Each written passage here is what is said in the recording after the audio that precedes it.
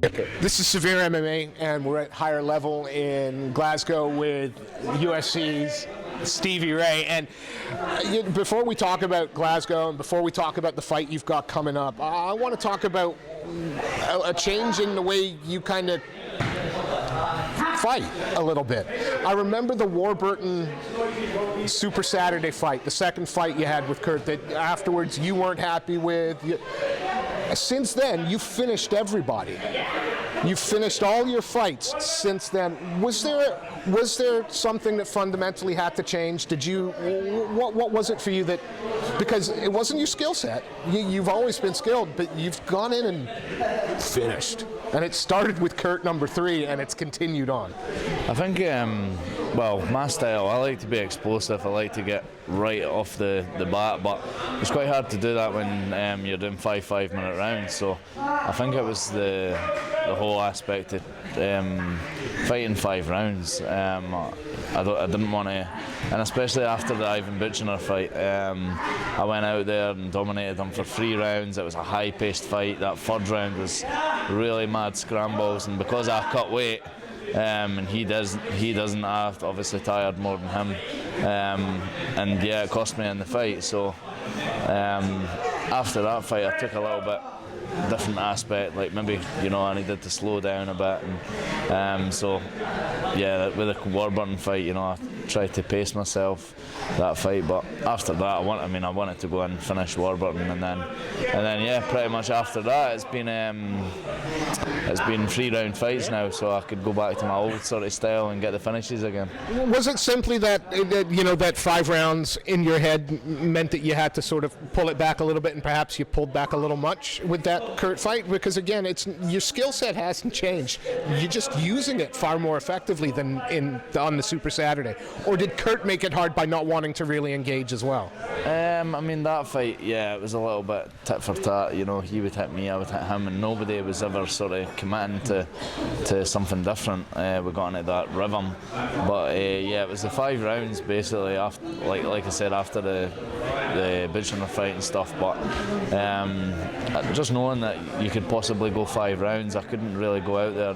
But then, I finished Warburton, and then I finished my UFC debuts, and it's kind of made me realise I prefer getting the finish early, and because I think I had about 3 decisions in a row, and I've only had roughly about 3 or 4 decisions, because my first decision was a 2-round fight, so technically it wasn't a full 3 rounds. But and to be fair, that was a tournament as well. You had to fight again and again. Yeah, that's it. It was the first round of a tournament, so yeah, a lot of my fights have been finishes, and it kind of gave me that spark when I knocked out, when I subbed Warburton, just to get back to that old. It's good to get in there, get it done, dusted. There were elements of the UK press that after some of those fights were saying, well, Stevie Ray's a great fighter, but he's a little bit boring.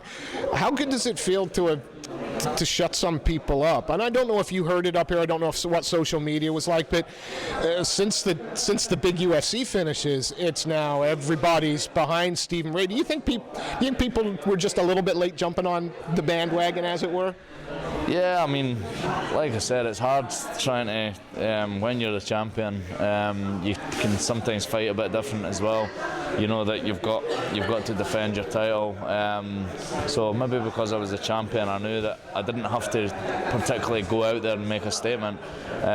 So maybe it was a bit of that, and the 5 rounds fights. But the way my first 2 fights in the UFC have went, and just hearing the response from the fans, like my teammate Olivier Mercier fought at the weekend there, and I've trained with him. He is an exciting fighter. He's a good fighter, but he got a lot of bad press after that fight, Borden, and so I'm just kind of makes me glad that I've finished my fights the way I have, and I want to continue doing that. win or lose, I mean, I want to put on good fights, and it's always good for the fans. Well, they've given you that next fight with Michael LeBeau, and he's a guy. Although he's tasted defeat, he's never been finished. Again, I'm not asking for game plans or stuff, but do you see in Dublin? Is this going to go 3 rounds, or do you see a finish here? Nah, it's always I could see me finishing him. Obviously, I always prepare for the worst, and when I say prepare for the worst, that's me winning a decision.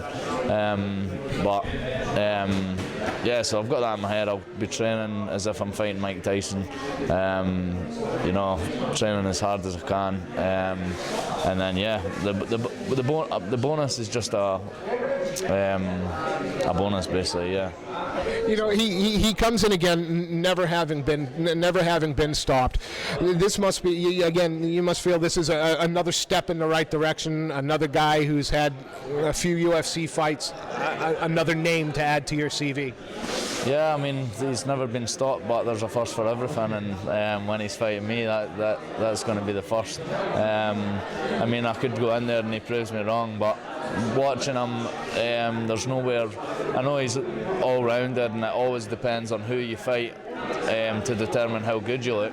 You could fight, if I fought GSP, it'd make me look terrible, whereas if I fought someone else, I could look amazing. So, maybe the guys he's fought is just really good as well. He's in the UFC, he's going to be one of the best fighters in the world, but looking at him, nothing really worries me about him. I believe I would be able to stop him anywhere.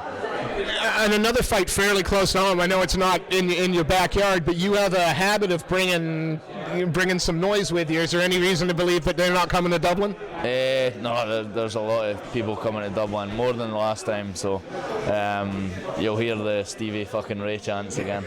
And T-shirts. The Stevie Ray T-shirts, so we're gonna have the Stevie fucking Ray T-shirts. I've still got some Stevie Ray T-shirts. I mean, I was busy through there, so there's a lot of people wanting the T-shirts. It's just trying to get it to them. So of course, they've got the little Reebok stamp in the corner now, right? These ones, yeah. The Stevie fucking Ray. I've got my own ones now. They've not got Reebok in it, but yeah.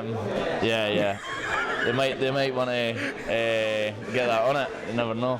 Hey, I'd wear a Stevie Ray Reebok shirt for sure.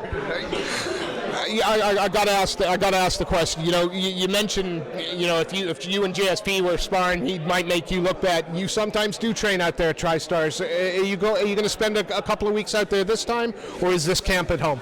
I'm still not 100% sure what I'm going to do. And I'm supposed to be going to TriStar next weekend, on Sunday actually. I'm not sure how long I'm going for. I usually like to maybe do 4 or 6 weeks, come home and then settle at home and with my sort of home gym, higher level MMA, my coach James Dillon, so he knows basically, because he's the one that's cornering me. So I wouldn't have liked really to go into a full camp somewhere and then for him to corner me. He doesn't have a clue what I've been up to basically. But 3 years from now, where are you in terms of your UFC career? Hopefully a UFC champion. I mean, I don't ever do a sport to just be second best. Anything I do, I want to be the best at, and I'll be making sure. I mean, I've done loads of sacrifices before to get to the UFC, so I'll be willing to do anything if it's going to get me to the top. I've missed my kids' birthdays, and even nearly missed the birth of my child, and going away for them for 6 weeks is tough, but I feel like I'm committed. I've got the right mental game, the right mind to be able to get to the top, and not a lot of guys have got that. So yeah, basically look to become the best.